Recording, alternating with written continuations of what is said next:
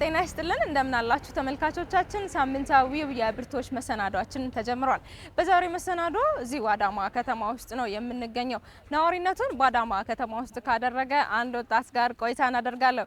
ይህ ወጣት በተለያዩ የስራ መስኮች ላይ ተሰማርቶ ነው የሚገኘው። በኪነ ጥበቡ ዘርፍ አለበት፣ እንዲሁም በተለያዩ የበጎ አድራጎት ስራዎች ላይ ይሳተፋል። አሁን ላይ ኦርጋን አዳማ የተሰኘ የእጅ ጥበብ ማሰልጠኛ ማዕከልን በማቋቋም በዛ ማዕከል ውስጥ የተለያዩ ስልጠናዎችን በመስጠት ላይ ነው የሚገኘው። ይህ ወጣት ያለፈበት የህይወት መንገድ፣ የስኬቱ መንገድ፣ ዛሬ ላይ የደረሰበት ነገር ምን ይመስላል የሚለውን ወደ እናንተ የምናደርስ ነው የሚሆነው። በያላችሁበት ጥሩ ቆይታ እንዲሆንላችሁ እንመኛለን። አብረን ወደዚያ እንጓዛለን። ጥሩ ቆይታ እንሆንላችሁ።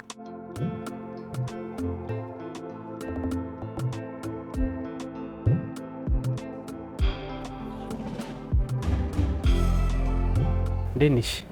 ሰላም ነው። እንዴት ነሽ? እንኳን ደህና መጣሽ። ሰላም ናችሁ? እግዚአብሔር ይመስገን። ስራ ላይ ናችሁ?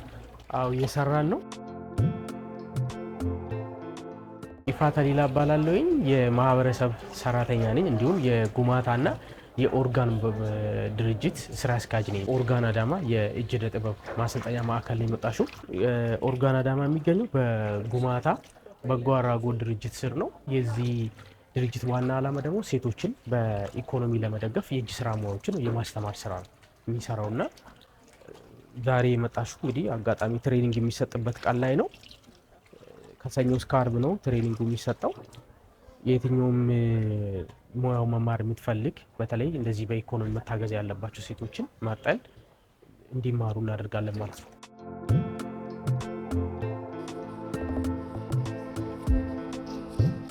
እዚህ ጋር የምታየው ከመሰረቱ ሲጀምር እንደዚህ ነው። 3 ስቴፕ አሉት። አሁን ይሄ 3ኛው ስቴፕ ነው። ሞልድ እንለዋለን። እዚህ ውስጥ ተጨምሮ እንደዚህ ካሰሩት በኋላ ከ20 እስከ 25 ደቂቃ ይጠብቁታል። ደን ይፈታል ማለት ነው። ከዛ ፀሐይ ውስጥ ይሆናል፣ ይደርቃል። ከደረቀ በኋላ ደግሞ ከዚህ ሲወጣ ምን ይመስላል የሚለውን ደግሞ ውስጥ ገብተን ማየት ይችላል።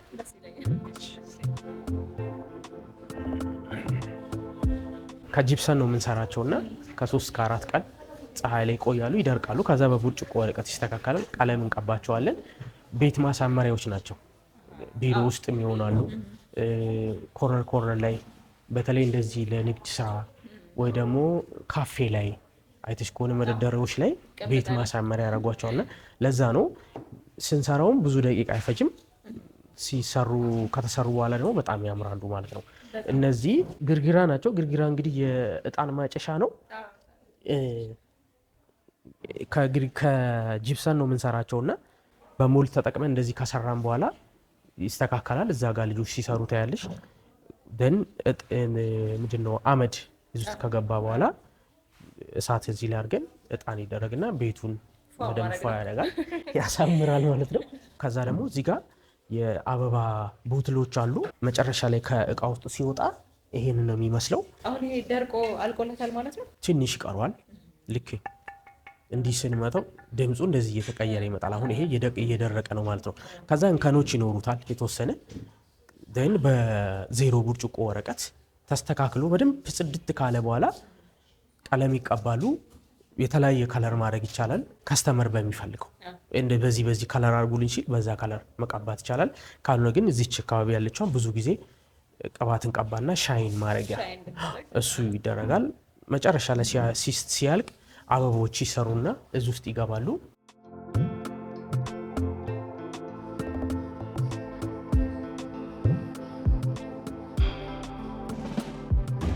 ከክር የምንሰራቸው አበቦች ከእንደገና ደግሞ የተጣሉ ሪሳይክል ነገርም ይሰራል ማለት ነው እዚህ ቤት ውስጥ።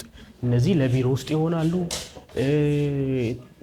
ጀስት ቤትን ለማሳመር በሚፈልጉት ከለር የተለያየ አይነት ክር ነው እዚህ ጋር ያለው። እነዚህ የክር አበቦች ናቸው። ቢቆሽሹ መታጠብ የሚችሉ ናቸው። እዚህ ጋር ደግሞ ቅድም ግርግራ ውጪ አየን ተበጥብጦ ገና ሲሰራ።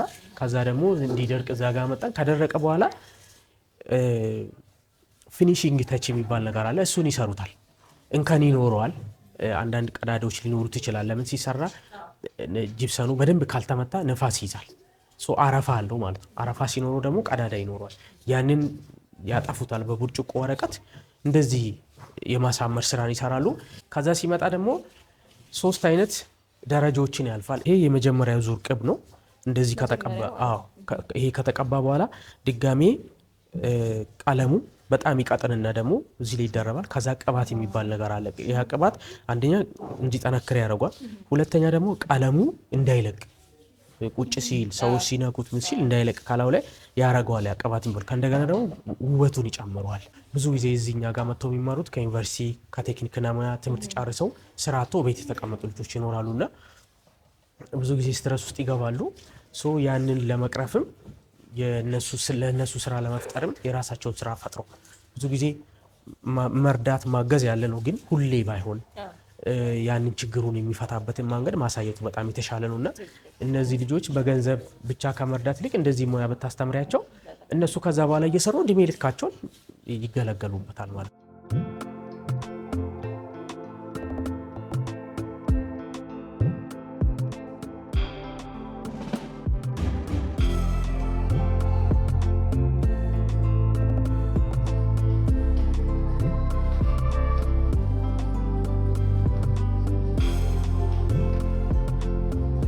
ከክር ይሰሩታል። የኛ ልጆች ናቸው የሚሰሩት። ይሄ እንዴት እንደሚሰራ ነው የምናስተምራቸው። ስካርፕ ነች። እንደዚች ጣል አድርገናት ቅዝቃዜ ሲኖር መጪውም ክረምት አይደለ እንደዚህ ይሄንን እነዚህ ለአዋቂም ለህፃናትም የሚሆን ነው። ይሄንም ሰርተው ለገበያ ያቀርባሉ። እነዚህ ደግሞ ዳቦ ላይ ጣል የሚደረጉ የሲኒ ረከቦት ላይ የሚሆኑ እነዚህ በተለያየ አይነት ዲዛይን አለው። የስልጠና አሰጣጥ ከሰኞ እስከ ዓርብ ቢሆንም ቲዮሪ ይማራሉ። ቲዮሪ ከስራው ጋር የሚገናኝ ተጨማሪ ደግሞ ስነ ምግባር። አንድ ባለሙያ የፈለገ ፐርፌክት የሚወደድለት ነገር ቢሰራ ማህበረሰብ የማይወድለትን ስነ ምግባር ካለው ምንም ዋጋ የለው። ስለዚህ እሱንም ላይ እንሰራለን። እኔ ብቻ አይደለሁም፣ የተለያዩ ሰዎች አሉ የሚያሰለጥኑ። እነ ትግስት አንዋር የሚባሉ ልጆች አሉ። በተለይ ይሄ የቦትል አበባ ማስቀመጫውን አንዋር የሚባል ልጅ አለ። እሱ ነው መጥቶ ሲያሰለጥንልን የነበረውና ተጋግዘን የሰውን ህይወት የተሻለ ለማድረግ የምንሰራው ስራ ነው።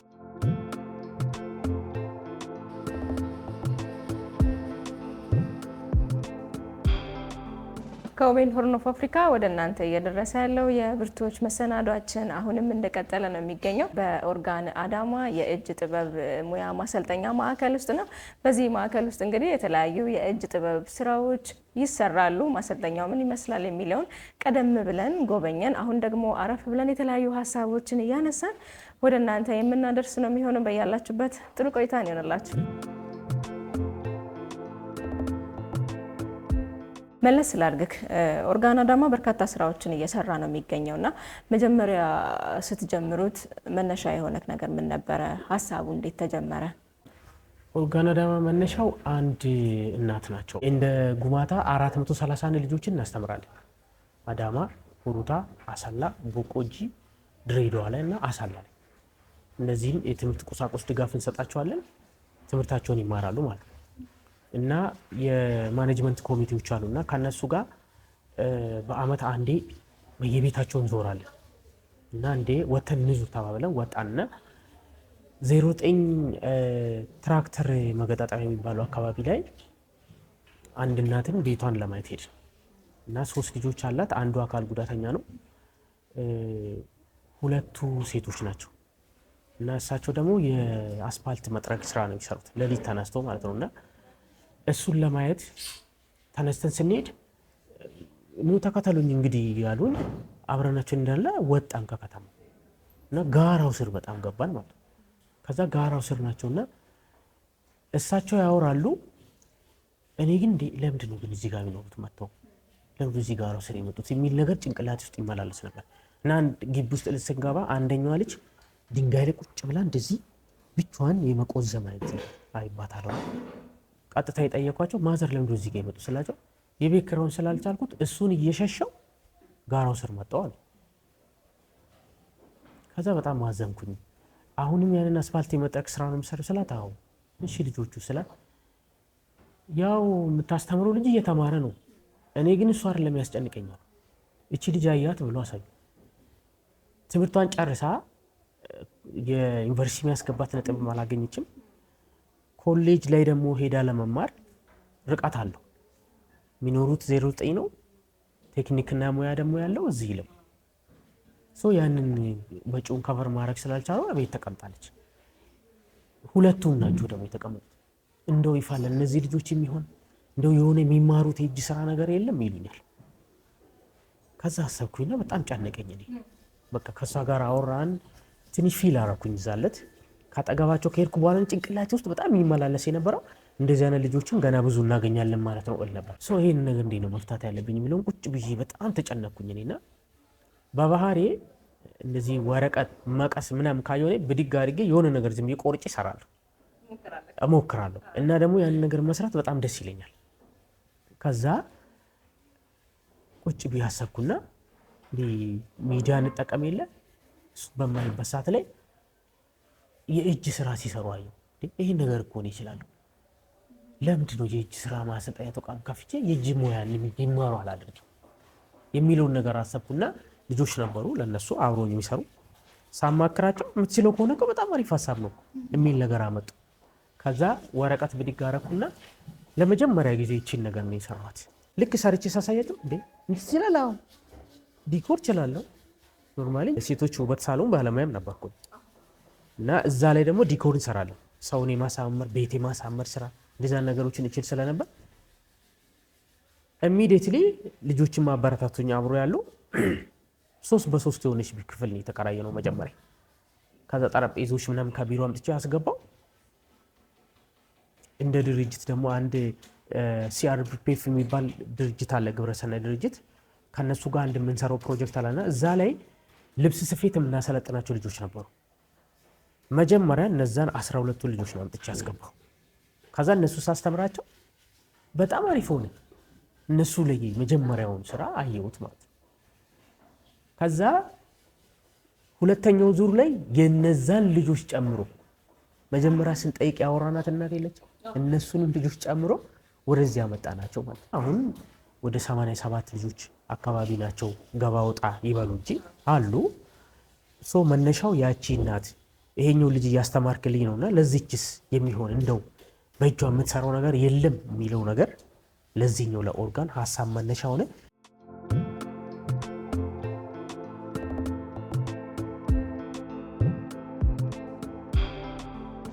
እኔ ባይዚ ያልሰራሁት ስራ አለ። ከጎዳና ለመውጣት 17 ብር ነበር ቤት ኪራይ የተከራዩትና ያቺን 17 ብር መክፈል በጣም ይከብደኝ ነበር እና ልክ ቅድም ያቺ ልጆች እናት ጋራው ስር ተጠገታ ያልኩሽ፣ እኔ ደግሞ ከተማ ጫፍ ነበርኩኝ።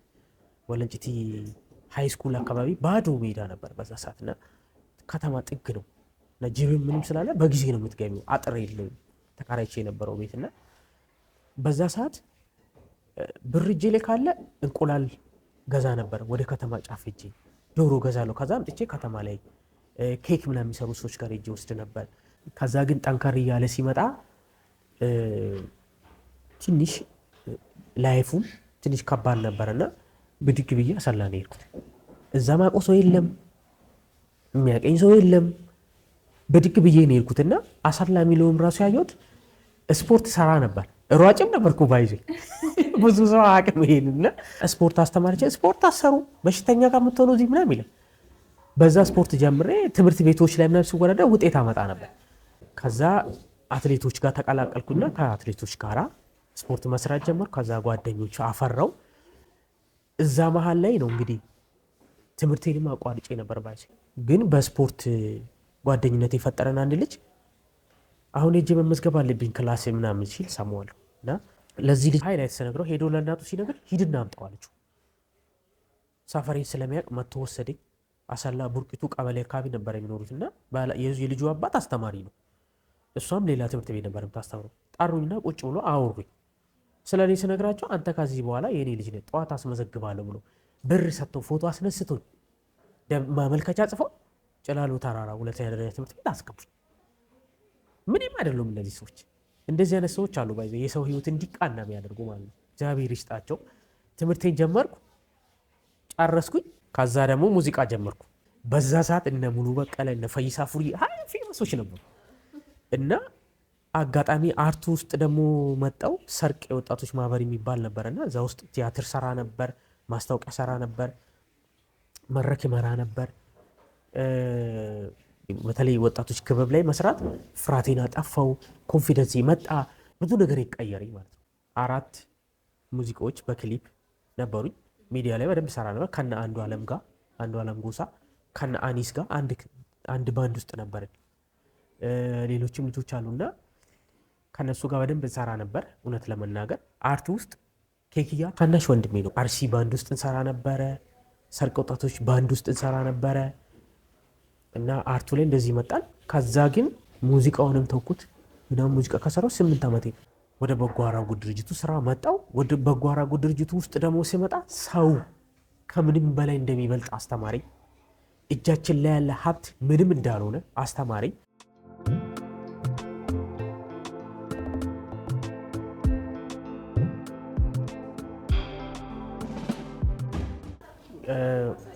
ጉማታ ሀሳቡም እቅዱም በጣም ትልቅ ነው።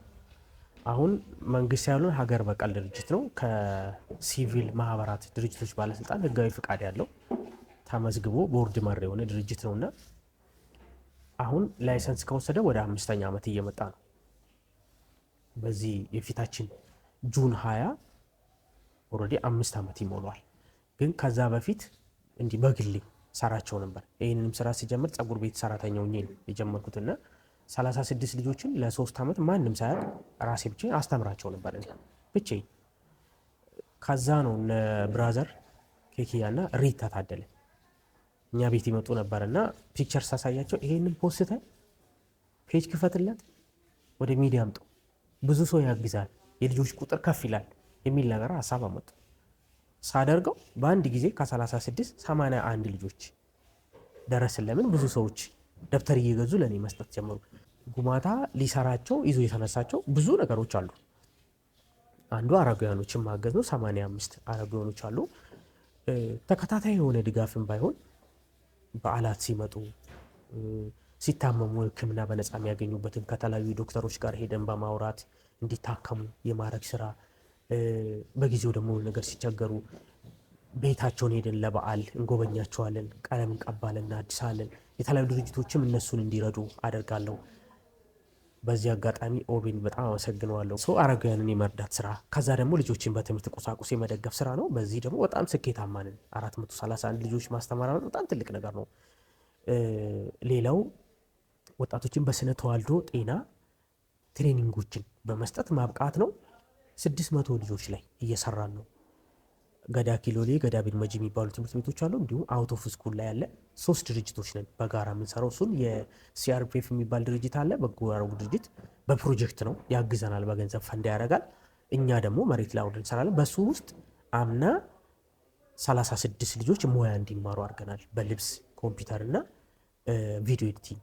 ዘንድሮ ደግሞ በሃንድ ክራፍት፣ በቪዲዮ ኤዲቲንግ እና በምግብ ዝግጅት 60 ልጆች በድምሩ 120 ልጆች በዚህ ይህን ድል ሊያገኙ ተደርጓል። ይሄም ጉማታ ሊደር ሆኖ የሰራው ስራ ነው። እዛ ስር ደግሞ ዶልፊን እና ሻሎም የሚባሉ ድርጅቶች አሉ። ከነሱ ጋር ሆነን የምንሰራው ስራ ነው። አንዱ እንደ ፓርትነር የምንሰራው ስራ ነው። ሌላው ደግሞ በስራ ፈጠራ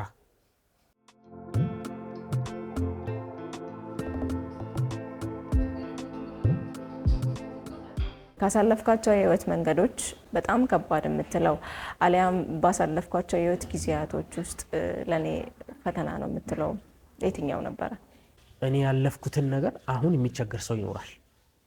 እኔ እንደዚህ ነበርኩ ብዬ ሳወራ በዛ ህይወት ውስጥ አሁን ካለ እኔም አልፈዋለሁ ብሎ ወይ ደግሞ እኔ በጊዜው የተጠቀምኩትን አማራጭ እሱም ተጠቅሙ ከዛ ችግር ውስጥ ሊወጣ ይችላል ብዬ ስለማስብ ብዙ ጊዜ ይናገራሉ። እኔ ያደግኩት ገጠር ነው። የገበሬ ልጅ ነው የነበርኩት። እንደ ገበሬ ልጅ ሳርስም ነበር፣ የእርሻ ስራዎችን ስሰራ ነበር፣ ከብቶች ስጠብቅ ነበር እና በእኔ እድገት ውስጥ በጣም ብዙ ሰዎች አስተዋጽኦ አድርጓል። ከገጠር እስከ ከተማ ማለት ከተማው ላይ ያለው ወከባው፣ ግርግሩ ምናምን በጣም ለኔ ፈታኝ ነበር። እንደዛም ሆኖ ደግሞ የጎዳና ህይወትንም የቀመስኩበት ጊዜ ነበር። ከ3 ወር እስከ 6 ወር አንድ ሰው ጋር ስገባ ስወጣ እንደዚህ አይነት ህይወትም ነበሩኝ። ትንሽ ከባድ ጊዜ ነበር ያ ጊዜና ይሄንንም ድርጅት ስንከፍት ወይ ደግሞ ስመሰርት ተርፎኝ አይደለም፣ ለራሴ መጠቀም የሚችለውን ነገር ነው ወደዚህ ያመጣሁት። ለምን ለብዙ ሰው መጥቀም ይሻላል። በጎ አድራጎት ድርጅትን የሚሰራ ሰው ወይ ደግሞ ማህበረሰብ ሰራተኛ የሆነ ሰው ደግሞ ለሰው ነው የሚኖረው ብዙ ጊዜውንና እኔ ለራሴ ለሆነ ጉዳይ ልጠቀምበት የነበረ ብርን ጂፕሰም ገዝቼበት ልመጣ እችላለሁ ባይዜ እንደዚህ አይነት እርምጃዎችን ነው ወስደውና እዛ ጎዳና ላይ የነበርኩበት ሰው ቤት የነበርኩበት ነገር አሁን ላሉ ልጆች እንድራራ እንዳዝን መንገድ ከፍቷል እና አበበች ጎበናን ሳይ እንደዚህ ያደረጉ ልጆች እንደዚህ ያስመረቁ ምናምን ሳይ ጅስ በጣም ነበር ደስ የሚለኝና የመጀመሪያውን ላይ ነው የሚቀጥለው አመትና ይሄ በጣም ያስደስተኛል። ሰው ትምህርት ላይ ምሰራው ደብተር አጥቼ ስለነበረ ነው። ጎዳና ልጆች ላይ ምሰራው እኔም ጎዳና ህይወት ነበረኝ። ሴቶች ላይ ምሰራበት የራሱ ታርጌት ስላለ ብዙ ጊዜ ጥንቁቆች ናቸው፣ ትግስተኛ ናቸው፣ የሚሰሩትንም ነገር ጽድት አድርገው ይሰራሉ። ትንሽ እገዛ ፈልገው ትንሽ እገዛ ስታደርጋችላቸው ትልቅ ነገርን የሚያሳዩሽ ሴቶች ናቸው። ታዛዥም ናቸው፣ ትግስተኛም ናቸው። ይሄ የማሳማመር የመገንባት የመስራት ስራን ከወንዶች ሴቶች ቢሰሩት በጣም የተሻለ ይሄንን ተምሬበታለሁና የትምህርት ቁሳቁስ ድጋፍንም ስንሰጥ ካሉት 431 ልጆች ውስጥ 300 ምናምኖቹ ሴቶች ናቸው። ሰው እነሱን ማገዝ እነሱን ማስተማር ሀገር ላይ መስራት ነው፣ ወገን ላይ መስራት ነውና በዚህ ምክንያት ያን እንሰራለሁና እንደ መነሻ የሆነኝ አንዱ ከዚህ በፊት ያሳለፍኩት ህይወት ነው።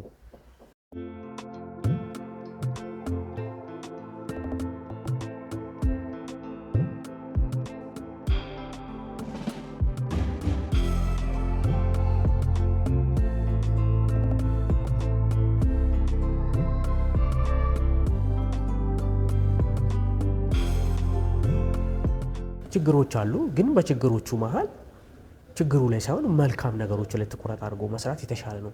ይሄን ቤት ተከራይተን ነው የምንሰራው። ይሄን ቤት ክራይ መክፈል በጣም ቻሌንጅ ነው። የቦታ ችግር አለብን። ይሄ ማሰልጠኛ ክራይ ነው፣ በወር 18200 ብር ነው የምንከፍለው። ይሄ ብር ግን በየወሩ ልጆቹ የሚሰለጥኑበትን እቃ መግዛት ቢችል ቦታውን ብናገኝ የከተማው መስተዳደር ይሄን አግዞ ቦታ ቢሰጠኝ አንደኛ ሰፍቶ ለምሳሌ አሁን እዚህ ውስጥ የሸክላ ስራ ላይ እናቶች ላይ ሸክላ ስራ መስራት ይፈልጋል። ኦርጋን ኢፖክሲ ሽታ ስላለው እዚህ ቤት ውስጥ አሁን ኢፖክሲ አይሆንም። ለምን ያፍናል፣ ለጤና ጥሩ አይደለም። እሱን መስራት እንፈልጋለን። ተጨማሪ ልብስ ስፌት፣ የኮምፒውተር ስልጠና እነዚህን ማስፋት እንፈልጋለን። ግን የቦታ ችግር አለብን። የቤት ኪራይ እየከፈልሽ በነፃ በዛ ላይ መልሰሽ እያሰለጠች ደግሞ አይሆንም። በጣም ከባድ ነውና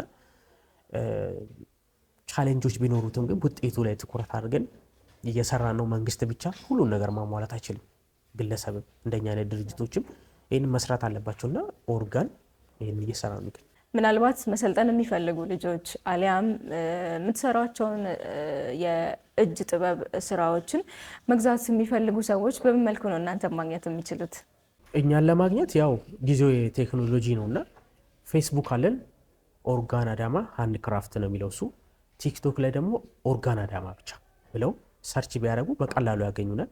ወደፊት ብዙ ልጆች የሚማሩበት ብዙ ልጆች ሙያ የሚያገኙበት ማሰልጠኛ ተቋም ሆኖ ሀገሪቷ የምትኮራበት ከተማችንም ራሱ ሰዎች ጠርታ በኩራት የምታሳይበት የምትመሰገንበት ቦታ ይሆናል ብዬ አስባለሁና መሰልጠን የምትፈልጉ ደግሞ ከአዳማ ውስጥ ብቻ አይደለም ከአዳማም ውጪ ማንም ሰው ብዙ ሰዎች መጥተው በነፃ ያለምንም ክፍያ መሰልጠን ይችላል። ስለነበረን ጊዜ ስላጋራን የተለያዩ ሀሳቦች እጅግ አድርጌ አመሰግናለሁ። መልካም ጊዜ ይሁንልክ። መልካምነት በጎነት የሰው ልጅ መለኪያ ነውና አመሰግናለሁ።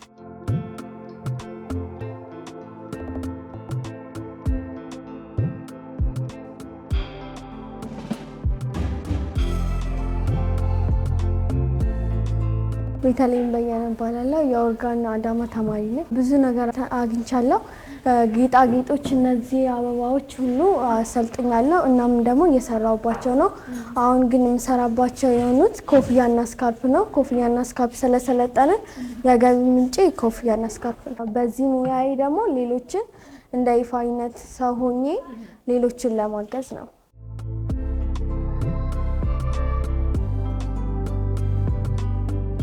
ስሜ ሸዊት ይባላል። በኦርጋን አዳማ ውስጥ የሃንድ ክራፍት ሰልጣኝ ነኝ። ኮፍያና ስካርፍ በጣም ሰራለሁኝ። እናም ደግሞ የሚያዙ ሰዎች አሉ። በቃ እንደዚህ ስሪልኝ፣ ይሄን ኮፍያ ስካርፍ ስሪልኝ የሚሉ እና በጣም ደስ ይላል። በቃ ሰዎች ጋር ያለው አቀባበል በጣም ደስ የሚል። እናም ደግሞ ያው የገቢ ምንጭም ያመጣሉ። ብዙ ሴቶች አሉ መስራት እየፈለጉ ደግሞ አለመስራት አለ እና እዚህ ኦርጋን አዳማ መጣው ያው በነፃ ነው የሚያሰለጥነው። እዚህ መጣው የትኛውም የፈለጉት ስልጠና መውሰድ ይችላሉ።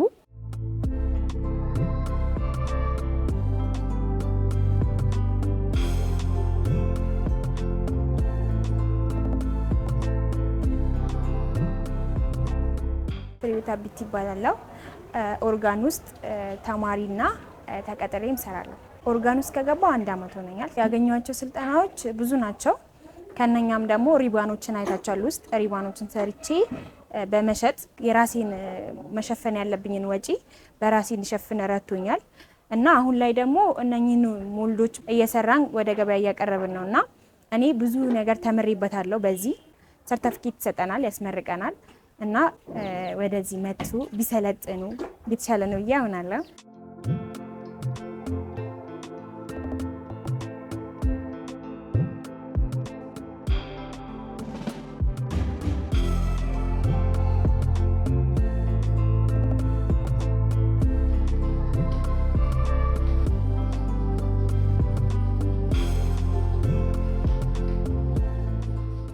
ሳምንታዊው የብርቱዎች መሰናዷችን ወደ እናንተ ሲደርስ ቆይቷል። በብርቱዎች መሰናዷችን የተለያዩ የህይወት መንገድ ውስጥ አልፈው ዛሬ ላይ ደግሞ የተለያዩ ስራዎች ላይ በመሰማራት ለሌሎች ሰዎች መትረፍ የቻሉ ጠንካራና ብርቱ ሰዎችን ወደ እናንተ የምናደርስበት መሰናዷችን ነው። በዛሬው የብርቱዎች መሰናዷችን በኦርጋን አዳማ የእጅ ጥበብ ማሰልጠኛ ማዕከል ውስጥ ተገኝተን በማዕከል ውስጥ የሚሰሩ የተለያዩ ስራዎችን እየጎበኘን እያነሳን ወደ እናንተ ስናደርስ ቆይታ እናደረግን። በቆይታችን ዘና እንዳላችሁ ትምህርትም እንዳገኛችሁበት እምነታችን ነው። እኔ ከወዲሁ አበቃውኝ። ቀሪ የኦቤን ሆርን ኦፍ አፍሪካ መሰናዶች ወደ እናንተ መድረሳቸውን ይቀጥላሉ። መልካም ጊዜ ይሆንላችሁ።